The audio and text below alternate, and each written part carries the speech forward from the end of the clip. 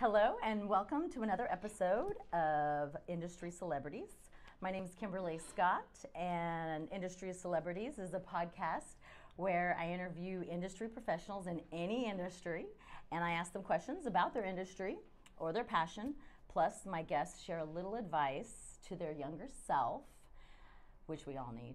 And if you want to listen to other episodes, you can tune in by going to ThatKimberly.com/combo to choose which platform you would like to listen to.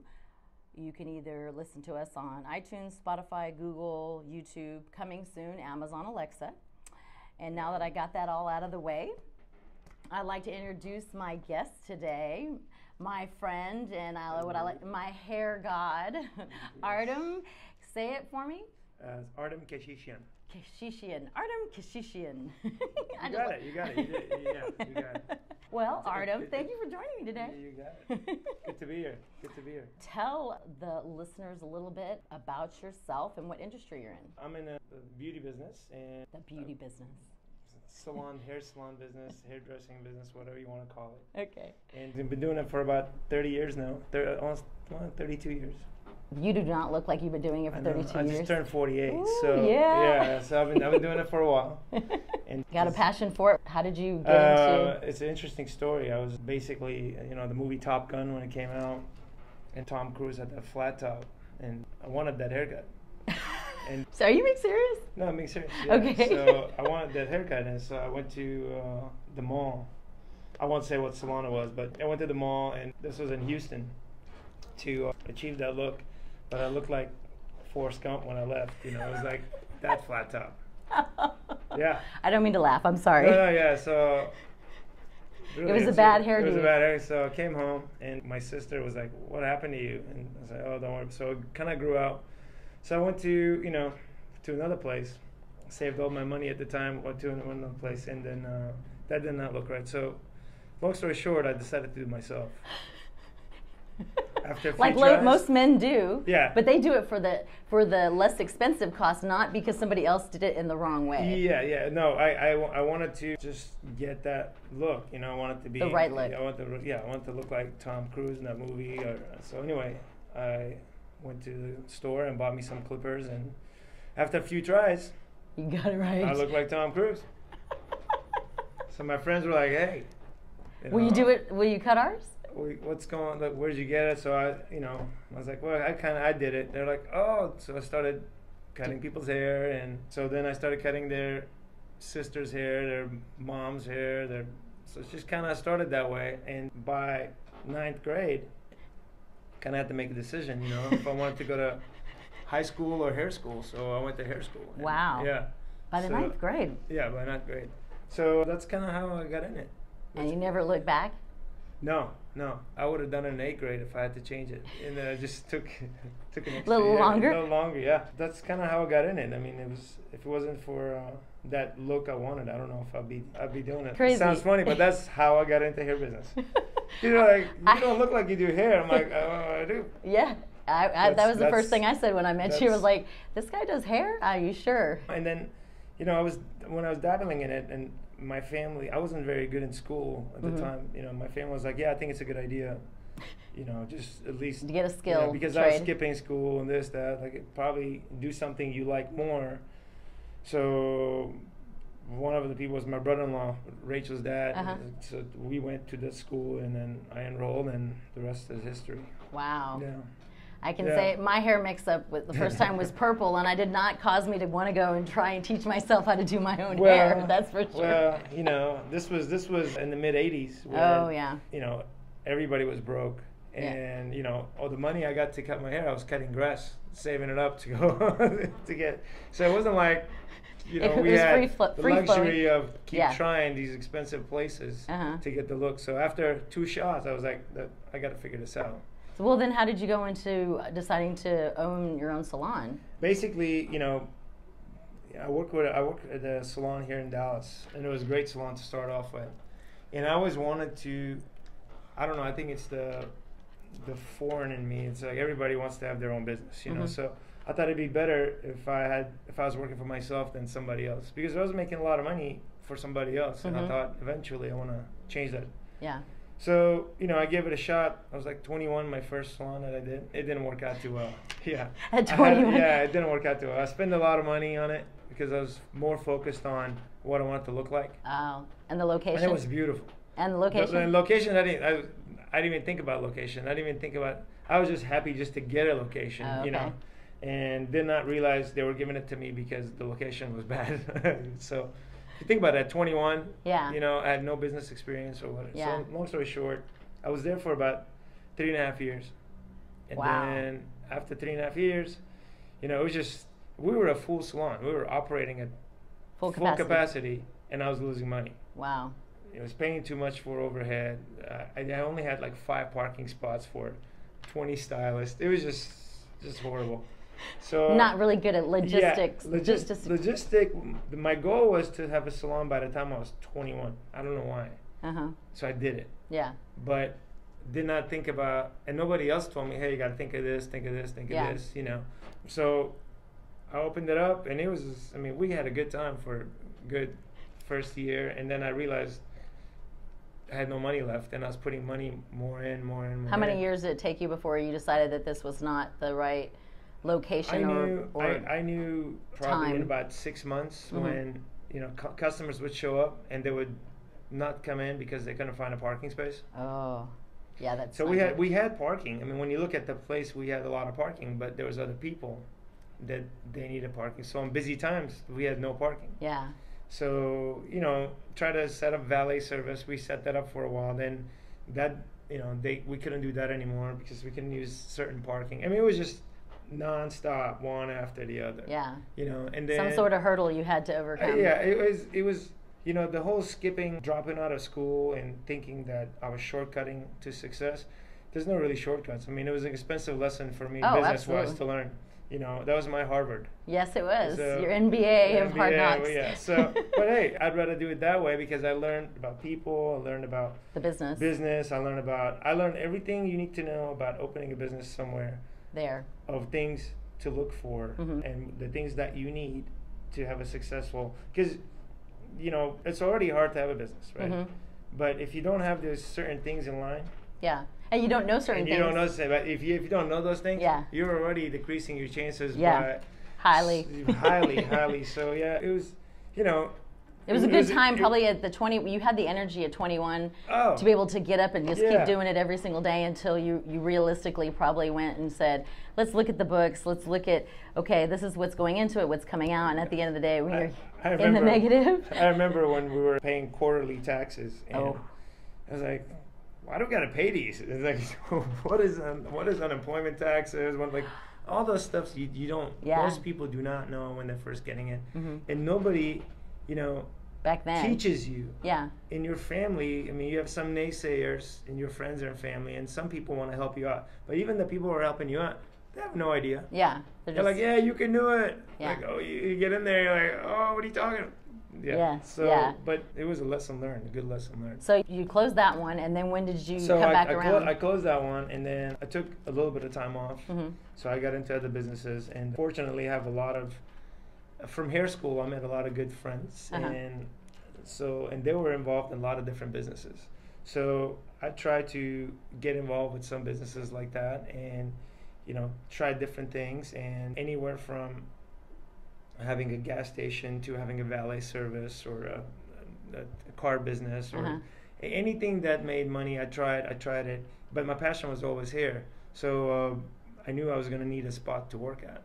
So went to the salon that I'm at now, and SalonD. Actually at that time it was called Du Nouveau. Oh, okay. I didn't know there was any other name other than SalonD. Yeah, it was called Du Nouveau, and Du Nouveau was probably the first salon in Texas, I believe, that I know for sure in Dallas, that was a salon that took stylists where they can be their own boss. Okay. So you can basically pay rent for each hair and do your thing, and people were not taking commission from you. Okay. So it was one of the busiest salons in Dallas for a long, long time. There was a waiting list to work there for forever. Yeah. But when I got there, people had already caught on, and they were opening businesses up Like that one. Like that one. That's what was taken off. Like 1995 to 96, you know. Instead of the stylists working from out of their homes, they had a space to go to. Basically, stylists were sick of paying commission to somebody. Yeah. You know, if you're making $5,000 a week, you were going home and make $1,500 after taxes. Wow. You know, after you pay your commission, your chair Everything fee. else. So they're like, even if I lose half my business, I go pay $300 a week. I'm still making more money. Yeah. So that was happening. So what happened to where I was, the salon was pretty much out of date. You know, things were changing, and a lot of other salons were opening up. So stylists from that salon were going to there. So I got there, and I liked everybody there. It was nice, you know. But I noticed that it was on decline. Yeah. And it was in pretty bad shape after about a year and a half or so that I was there. So either it was going to close, and we were all going to have to move again. I was going to have to move again. So I decided to, you know, buy it from take a dive, which I swore I'd never do another salon again, you know, because I lost a lot of money in the first one. Yeah, yeah. You know, a lot of money. I mean, well, no, it was an experience. You earned your Harvard degree, yeah, I'm telling you, MBA. It was a tough thing. It always is. So, okay, so I had some money, and then, you know, I always talk to my dad whenever when I do stuff. He goes, just be brave and do it. So, okay, so I bought this salon. So after I bought De Nouveau, I changed the name to SalonD. Okay. And which that's what it currently is. People ask me all the time why I did that. One, because stands for Dallas D, the letter D, and then the other is when you have businesses, you have, let's say you have 100 feet, which that's what we have, 100 feet of frontage. So the bigger the amount of letters you have, the smaller the sign. Oh, okay. So I wanted to limit the amount of letters in the name. Okay. So SalonD was the best I can come up with, so I can have the letters as big as they are today. Otherwise, if I had a longer name, it would be smaller. And you couldn't see it from the freeway. You're going to see it from the freeway. You can see it from a plane. So, and a lot of people would drive by, like, we didn't know there was a salon there until you put the sign up. So that's kind of how I came up with that. Very, very smart thinking this time. Yeah. So yeah. And then, and now, how many years now? So it was 2000, and I think 2000, after 9/11, we started kind of, even took more of a dive after 9/11 because the economy was bad. So it didn't take a dive, it just kind of dipped probably. It dipped pretty good, where like we lost like 10, 15 stylists, and things were not looking good. So it came to my attention that people may not be getting their paychecks or whatever. So I had to make a decision quick. So I think right in the middle of 2001, I made the decision to do it, and then in 2002, we closed the deal, and that's when I took it over. So, and you totally revamped it. Slowly. Like I didn't want to make the same mistakes as I'd done in previous, so I didn't go into debt at all. You Zero. only paid cash for whatever you could afford. So, the people that were there, they're still there today. And as long as the system was good, they were being taken care of, their clients were being taken care of. They weren't going to go anywhere. They weren't going to go anywhere, because to this day, we're still the only salon that offers the things we offer, So little by little, I changed it. And then, like I said, my goal was not to owe any money, not to get into debt. And so whatever money we made, I'd save, then I'd spend it. Whatever money we made, I'd save, I'd spend it. And so it took literally like 5 years for me to be positive. Well, that's good. Congratulations. That's a huge feat. People don't understand that when you go into a business for yourself, one, you work harder for yourself and your employees more than you do anyone else. And it's not easy, or else everyone would be doing it. And it ebbs and it flows. And for the owner of the establishment, they must get up every single day, no matter what, and put up with the highs and the lows at the same time. You can't be for the weak of heart, right? I mean, I think every business owner knows when they walk in, when they get up in the morning on their drive to work, it's like a boxer walking to the boxing ring. They should. Yeah. That's how it is. Yep. Be prepared. Even today, because this is how many years later? You've had it's been SalonD now for 10. 2002, let's say. So 16, 17 years. Okay. Thank you very much. Every day there's something. Yeah. But things are more manageable now than they ever been, because and they were probably back in the day. I just made a big deal out of them in my head. So mindset changed. Your expectations of what people are going to think, it needs to probably change if you're a business owner. Yeah. You know, people like to bitch. Not everybody, but they like to bitch. And you got to know that's part of business. If they bitch, they still come and love you. I mean, they come back. So it's just part of the thing. Yeah, if you take care of them and you make it right, they're going to come back. Exactly. Yes. So it's it's babysitting, it's love and hate. It's good. It's an interesting relationship. But what's your most favorite part about owning a salon? About owning a salon, about owning really any business now. Oh, that's right. You have a couple of them. Okay, so any business. Any business now, I make money when I'm not there. Ah. Otherwise, it's a bad relationship. Let's get down to the brass taxes of it. No, because I know a lot of people today, and they have one of the top salons here in Dallas, or any other business. But if they went on vacation with their girlfriends, wives, or whatever, it's not making money if they're not there. They're not making money. The salons, or the business is making money, enough money to cover itself. Unless you have a catastrophe, then the owner has to put money in themselves. Okay. That's just not a good way, in my mind, to run it. So I feel pretty good about getting it to a place where I knew you have people you trust. You have systems in place. Systems in place. It operates if there or you're not. Yeah. Most business owners think just because they own a business is they've made it. What they don't know is they've just got a job. Really, just got a job. And it's a job that demands a lot of them. A lot of them. Mine does the same thing. But at least, I can get away from it, and I'm still... You have work-life balance now. Work-life balance, and I don't have to work as hard, and I'm still making money. Yeah, but that took you almost 30 years. Or no. It took me about 15 years, I'd say. Okay. To understand the concept. Okay. And I know it sounds funny, but like... You're thinking, okay, I'm making this much money, I'm behind a chair, or whatever job it is you're doing. But what you're not realizing is that you have your job plus all these other responsibilities.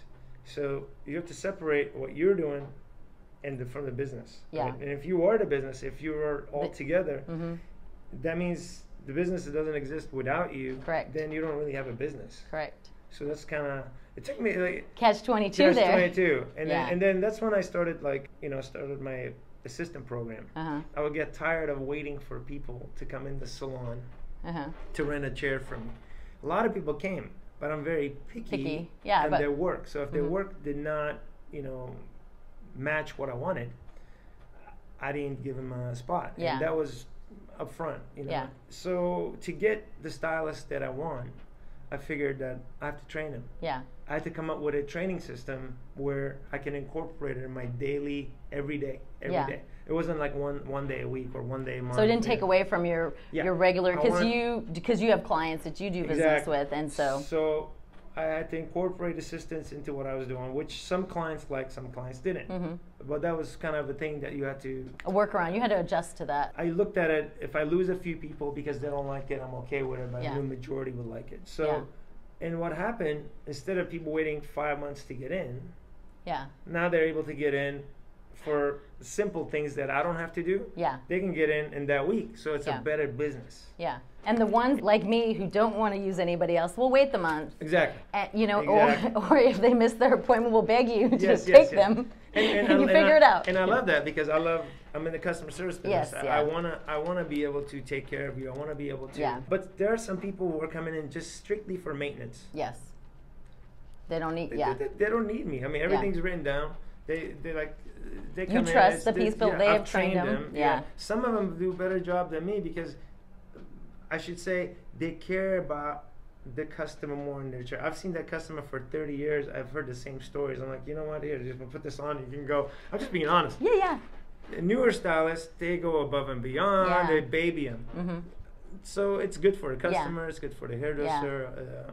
It's a good change up. It is a good change up. And I've had this past week, one of my receptionists was sick, so I answered the phone, and I had two. What? I know. I was off, but I was just, you're going to come and do what you got to do.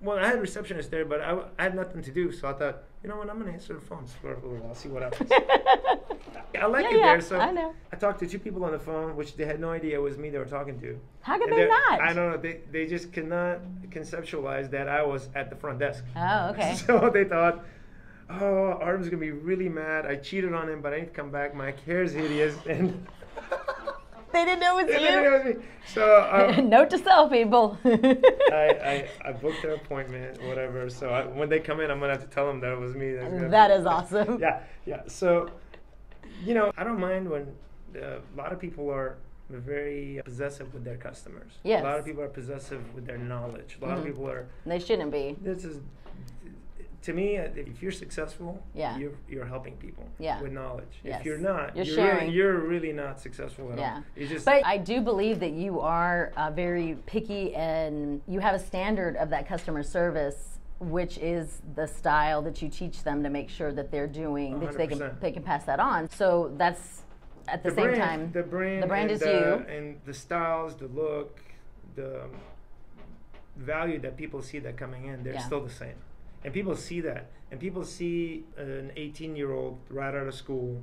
They like to see the progression from the way they start to, Yeah, you know, absolutely. and to be part of something. You know, Yeah. people love it. Yeah. As long as the quality is great. Yeah. If the quality is not great, none of what I'm talking about works. Yeah, So you have correct. to make sure the quality is great.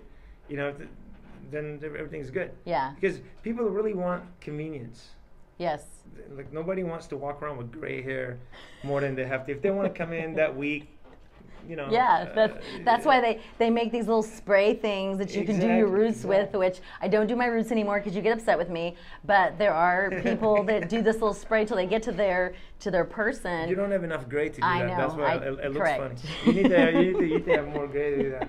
But out of 60 people in the salon, somebody could do their hair. So Yeah. if I cannot accommodate the public to getting their hair done, if they need it, I haven't created something, Yeah. a business to do that, something Yeah. good. So That's a good philosophy, and I think more people that are in, whether it's your line of business or another line of business, when they start one, to realize if they're the only person doing everything, that's a bad business model. In the beginning, it's good, it's okay, because you got to know a little bit of everything. Because like, look, you could go back and answer the phones because you were the first person to probably ever answer a phone. But at the end of the day, if you're not there, it still needs to run. as a business owner, you should know how to do everything in your space, in Correct. your salon, in your business. But you got to delegate. Yes. So that way you can work literally on your business, like you can step back, work And not on in- your yeah. business and not in it, In it. like every day. I mean, you got to be both, but Yeah. sometimes you got to step out to see, okay, it's like a piece of art. You paint. You got to put it on the wall, kind of see what it looks like. Yeah. Make adjustments. Make adjustments. You know, otherwise It doesn't work. Well, it works, but you're just like your eyes are gonna pop out of your head. You know, just like And you're gonna nonstop. you're gonna get tired, yeah. burned out really, Yeah, really yeah. quickly. Yeah. So it's kind of like that. Okay, so let me ask you this question. I'm going to ask two extra questions. What advice would you give to someone that wants to start their own salon or get into That's a great beauty business, as you said? to start, whether it's a salon, a restaurant, you name it, whatever business that's a service oriented, be the best at your field. Let's say you're in your niche, whatever it is. So as a hairdresser, number one, become a hairdresser. Yeah. Number two, find a mentor that's going to Guide teach you, guide you. A mentor that you want to be like someday. Okay. Not just some manager at a hair salon. That's the key, because Yeah. somebody that's passionate for the business, Okay. right? Learn from them. Be as best as they are or better. Learn from their mistakes. And once you are at a level where you cannot sustain your clientele by yourself and it's just too much, you need to think about possibly getting on an assistant. You need to train that assistant to the level that you are. It's like almost like a miniature of what I'm doing in my salon. You can do this in somebody else's salon. Yeah. And once you're capable of teaching other people what you do, then you need to look for space and find some investors, because you know, then you can go get the space. Let's say it's a 10-chair salon or 20-chair salon or 50 or 100-chair salon. Yeah. Then you can get a space and know that maybe you can find some other friends that are stylists. They can come in with you to bear some other weight, you know. Yeah. And then you can get a bunch of kids from school and have a program where you can teach them, and then you can grow your own people. Yeah. Otherwise, don't do it. Taking the right steps and listening to others that did it before you is definitely key. Key, yeah. And not everybody's going to be wanting to mentor you, so you got to keep asking until you find the right one that not just wants to do it and not charge you to do it, but wants to do it to pay it forward because somebody did it for them. I feel like there's lots of people out there in the world that have gone, or just have a soft heart like you, that are like, okay, you know, my first venture out there, I didn't know anybody, so I'm going to pay it forward by giving my advice to people. But yeah, that's the best way to do it. The mistake that I made, so if you ask me where that comes from, the mistake that I made, when you're in school, when you're young, you have a lot of ego. I still do, but you have a lot of ego. Not as much. And you think you're the best at everything, and you come out, you know it all, which is great to think that, but you want to kind of learn from somebody. You have to have a point of reference. Okay, so there's this guy who's doing this. I want to get there. That's my thing of success. Put the laser on it and just focus right to that. So I would say if you're young and you want to do it, or even if you're older and you want to do it, you have to have a system. You got to have a system. There's two parts. There's the business part of it, which comes with the brick and mortar, your expenses, or you got to figure all that out and what you need. Then you gotta have to have a system of growing people, growing culture, to keep those keep those people happy, and then growing. And so people are getting fed from you knowledge. Yes. And they're growing. Yes. Right? And they're gonna make money with that knowledge. It's a balancing act. It's a balancing act. A lot of people think, you know, I got nothing going on. I think I'll go to hair school. I think, yeah, so-and-so's doing it. They're doing it right. I go to hair school. I mean, today we have more hair schools dishing out more cosmetologists than ever before. Wow. It's turned into a factory. Really? We have hair schools that, it's really funny actually, they have students that graduated, they stayed in school, became an instructor, and they're teaching the new students. Oh. This is a fact. Okay. These instructors have never had a day of working in a hair salon. They have no idea. That's why I tell my mom not to go to hair school in El Paso. She does it, but I tell her, Mom, you cannot be upset. You're only paying $5 or $10. It's not about the money, honestly, if you think about it. It is. Think about why would any, and nothing against hair schools, why would any stylist leave their stylist job behind a chair where they're making minimum of $500 to $2,000? Let's say 500, just to be on the low end. On the low end a day, right? That's 2-3 clients.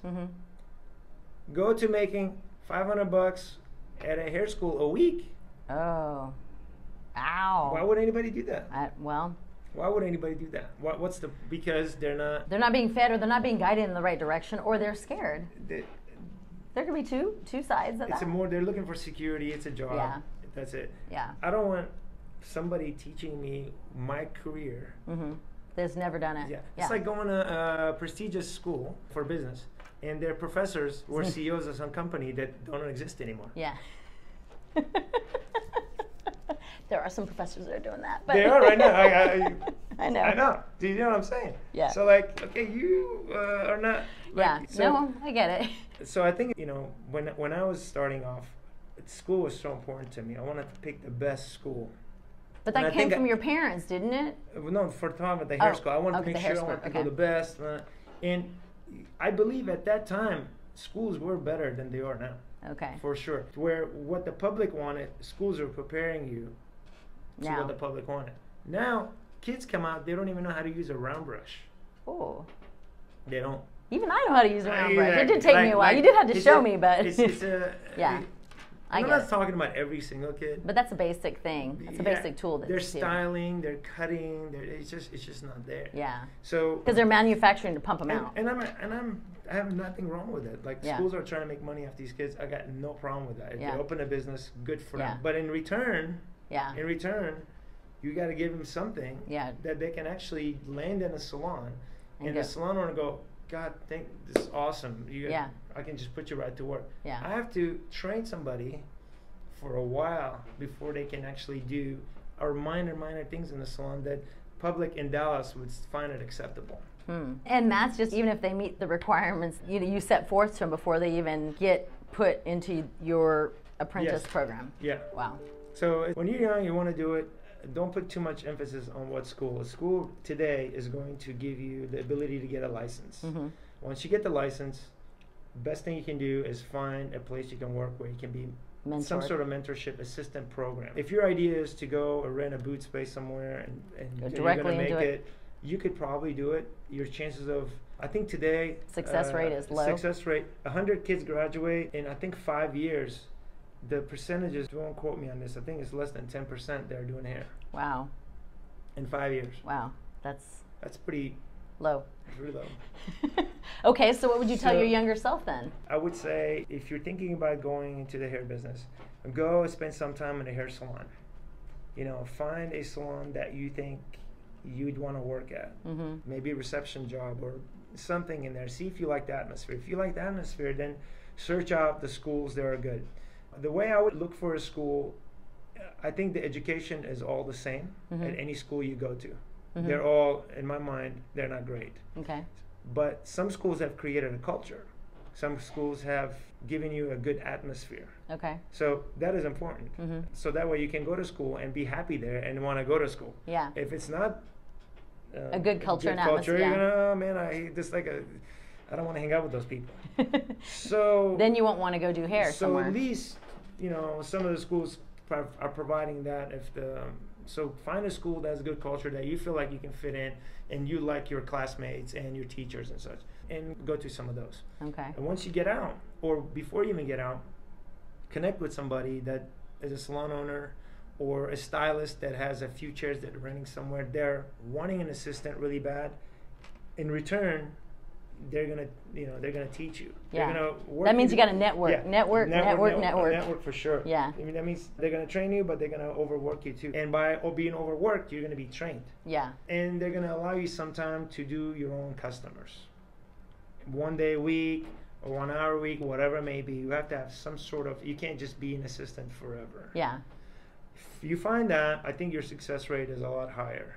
And a lot of people don't realize, and I will say this, like, if you look at the average what stylists make in the United States, I think it says $28,000 a year.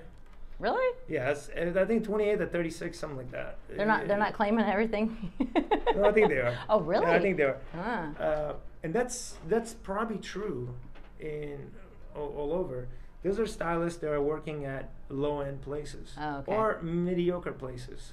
Okay. So if you are a stylist and you want to make more than that, don't get a job at a mediocre place. Yeah. Don't start low. Because it's once you start low, you wasted 5 to 15 years there. And then to get to the level that we are at, for example, SalonD and some of the other nice places in Dallas, it's a journey that's hard. Yeah. You know, you raise your price on a customer for $5, they go crazy. So really? I would start high. I would start at a place that is, you know, they charge more, so your hourly rates could be, you know, anywhere from, you know, let's say $100 to $200. You know, otherwise it's a tough business. Yeah. No, I always tell people, hair is, to me, it's like a car. Like if it's like a Ford or Mercedes, like you're gonna get what you pay for, and I believe in paying for the best to get my hair done, because otherwise I'm going to walk around, if I'm not going to be happy with it, you know, then you're going to be upset. Like, so even the 12, and nothing against the places that my boyfriend might go to or that are, you know, under $20 or my mom going to the beauty school, but she doesn't have much that she has to do with her hair because it's short. But if you have a certain look or style that you want to keep, then pay the money, because it is well worth it when you don't have your hair turning purple like mine did the very first time I went to a beauty school that didn't know what they were doing. Or for you, your flat top. Well, you know, you do get what you pay for. Yes. There's something for everybody. Yeah, you know, absolutely. There's some people don't feel comfortable, and I've had this experience before when I hired somebody right out of school, and they were really good being trained. So they could not charge $40 to $50 for a haircut. They were having a hard time with swallowing that pill. Like, I just can't do it. Yeah. Because they came from a background where that's just insane. Yeah. So they didn't value their skill set. Not only they don't value their skill set, the whole family doesn't value their skill set. hairdressing is looked upon as like it's maybe a shit job. Yeah. So there's a lot of variables in what we do. Mm-hmm. You have to really be all around pretty mentally strong person, and your work has to be excellent. Yeah. Work ethic, work style, all of it. Yeah, I agree. It has to be excellent. I mean, for example, just to give you an example, I have some attorneys that charge $60 an hour. I have some that charge $1,600 an hour. What's the difference? The $1,600 an hour win every time. Yeah, right. So that's Yes. I mean, some people are okay with the $60 an hour. They may have a traffic ticket. Yeah. Somebody may have shot somebody. They're gonna need that $1,600. Yeah. So it depends on the level, of what you're paying. Some people for. don't value their look themselves in the mirror that much. So $20 haircut is not a problem. Yeah. No. Some people look at themselves as like a queen, so they come to us. And they love it when everybody says. Love it when everybody says, "Oh, So your hair looks fabulous. Where'd you get your hair done?" And you can get all these compliments. We are in that market. Yes, I know. So it's kind of. And hence why I stopped doing my own roots, so it would make you look bad and have different colors, and then I know it's a representation of you. Yes. You didn't even need to do it. I know, but the whole roots thing always made me paranoid. But no, I agree. So Ardem, I do appreciate you being on and sharing your knowledge, and thank you. And remember to hit the subscribe button on the YouTube channel, iTunes, Anchor. Follow me on Facebook, Twitter, Snapchat, LinkedIn, Instagram, all those great places. And until next week, stay positive and keep growing. And thank you, Ardem. You're very welcome, Kimberly.